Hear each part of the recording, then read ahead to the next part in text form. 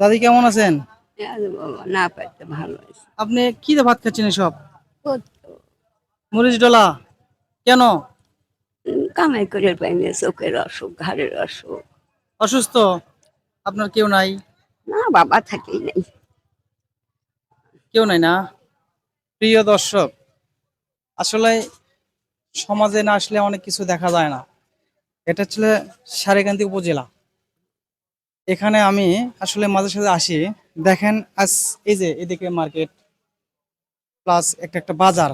উনি বাজারের মধ্যে দেখেন মরিচ ডলাতে ভাত খাচ্ছে। আসলে ওনার যদি ভালো সামর্থ্য থাকতো তাহলে কিন্তু উনি ভালো কিছু খাইতো।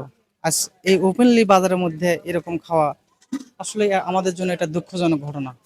তো আসলে আমরা সমাজে অনেক লোক আছি শুধু ভালো থাকার জন্য চেষ্টা করি আমরা নিজেকে নিজে। আসলে এই লোকগুলোর আসলে কি দোষ? আসলে এনারাও কিন্তু মানুষ। আমাদের আসলে প্রত্যেকটা মানুষের পাশে দাঁড়ানোর দরকার। যতটুকু সামর্থ্য হয় এতটুকু নিয়ে দাঁড়ানোর দরকার। তো আপনার বাসা কোথায় হলো?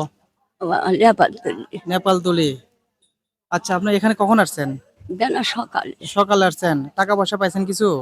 পাইছি বাবা, কবা পয়সা না কয়েক পাইছি। কয়েক পয়সা পাইছেন না? হ্যাঁ, না হাইতে ঘুরতে না, দমনে দমনে। আচ্ছা, ঠিক আছে। এখন আমাদের পক্ষে থেকে যতটুকু সম্ভব হয় এর মধ্যে কিছু টাকা আছে।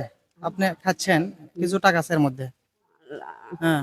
বা হাতেই নেন, হ্যাঁ সমস্যা নেই। হ্যাঁ, এই হাতেই নেন, হ্যাঁ।